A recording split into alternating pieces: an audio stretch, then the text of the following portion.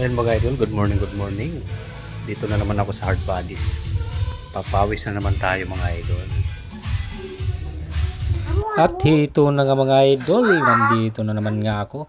Sinimulan ko ng aking pag-workout mga idol ngayong araw dahil nakakain naman tayo ng marami nung bagong taon mga idol.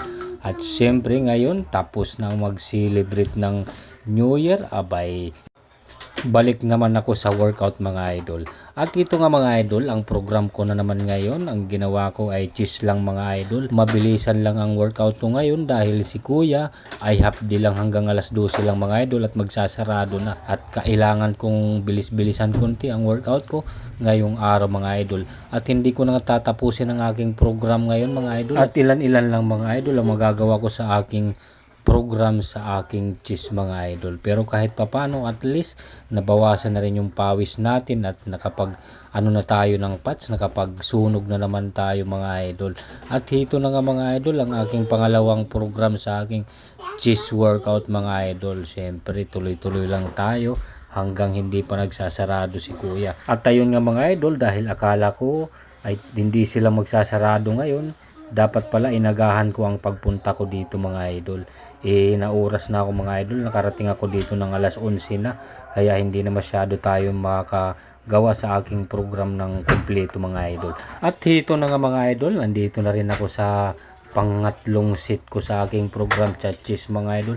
Ganun pa rin yung routine natin, 3 set lang tayo, tigsa 10 lang mga idol. Ganun talaga ang pag medyo na-stop ng matagal, kailangan talaga sundutin para mas umangat na naman mga idol. Dahil nga ilang araw din ako hindi na naman nakapag-workout, abay ito na nga nagbabalik na naman at nabisi ako nga mga idol sa paparating ng bagong taon at Pasko mga idol, kaya medyo hindi tayo nakapaglaro ng sunod-sunod.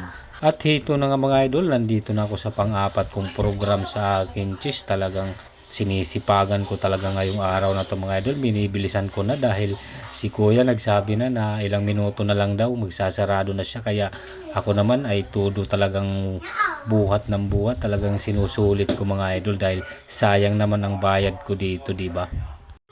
At dito na nga mga idol, habang nagpapahinga tayo, siyempre dito sa gym bawal ngang pahinga mga idol. Ito na nga, sinabayan ko na ng bicep mga idol, kaliwat kanan sa dumbbell. Talagang ang sarap talaga, pinapump ng mga muscle mga idol, parang umuumbok-umbok pag binubomba mo. Nakikita nyo naman mga idol, talagang hirap na hirap ako. Ang sakit-sakit kaya sa mga braso mga idol. At dumako naman tayo mga idol sa pang-5 set ko sa aking chest. Ito po ay flying cable mga idol. Talagang ito po pinakamagandang ginagawa to sa chest mga idol. Talagang solid to. Talagang hilang-hila yung chest mo mga idol. At ito naman mga idol ang pang-6. Dito pa rin tayo sa flying cable mga idol. Sa harap naman yan mga idol. Medyo itaas-taas natin ng konti. Tapos sa harap. Ganun lang ang mga idol dito sa tinatawag na butterfly mga idol. Yan yung flying cable. Napakaganda po ang dito sa cheese mga idol. Talagang umbok na umbok yung cheese mo dito pag ito ang ginagawa mo mga idol, di ba? Napakaganda talaga at sulit na sulit talaga dito mag-workout sa Hard Bodies mga idol. At hito pala mga idol, si Pugi, ayan, habang nag-workout ako ay lumapit sa akin. Nagtatanong siya kung paano daw ang program sa pag-workout mga idol dahil first timer daw siya. At siyempre dahil may kaalaman din naman ako sa pag-workout, ayan nga mga idol, inalalayan ko siya at tinulungan ko siya mga idol. At siyempre shoutout sa iyo kasi pinalo mo na rin ako. Salamat sa pagpalo sa Facebook.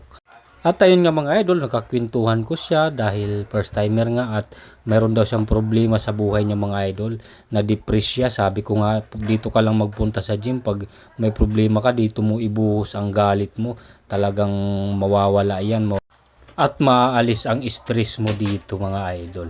At ayun nga mga idol, patuloy ko pa rin siyang inaalalayan sa pag-workout dahil siyempre baguhan, nag-aalala din ako sa kanya baka biglang madaganan ng mga binubuhat niya ng bakal dahil hindi niya pa nga kabisado ang pag-workout, hindi niya pa kabisado kung paano i-balance yung mga binubuhat niya sa pag-workout.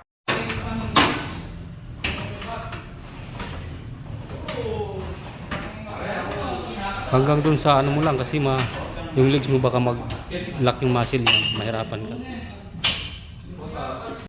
At pagkatapos niya nga mga idol mag-legs ay niyaya ko na siya dito sa flying cable. Dito naman siya mga idol mag-workout. At ito na yung pinakahuli niyang workout dahil nga naghahabol kami sa oras at magsasarado na si kuya sa gym mga idol. Kailangan namin bilis-bilisan kunti.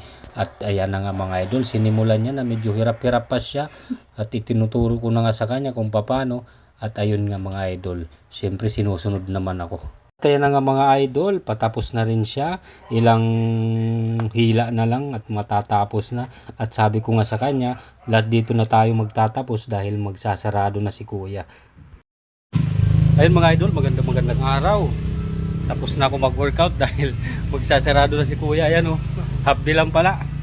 Kaya, nabitin ako. So wala. Ayun, hanggang dito lang mga idol. Maraming salamat. Bye bye.